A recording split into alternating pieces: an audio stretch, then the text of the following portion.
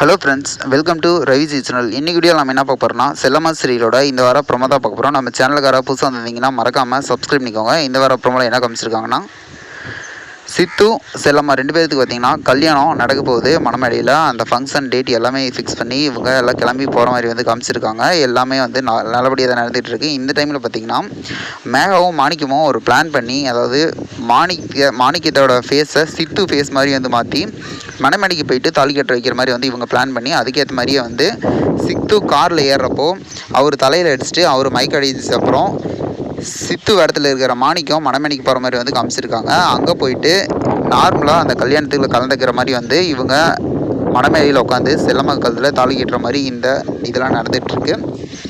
இந்த டைமில் பார்த்திங்கன்னா இவங்களை தவிர மீதி எல்லாருமே வந்து ஹாப்பியாக இருக்காங்க. ஆனால் இது தெரிஞ்சால் செம ட்விஸ்டாக மாறப்போகுது. வெயிட் பண்ணி பார்ப்போம் என்ன நடக்கும் அப்படின்ட்டு.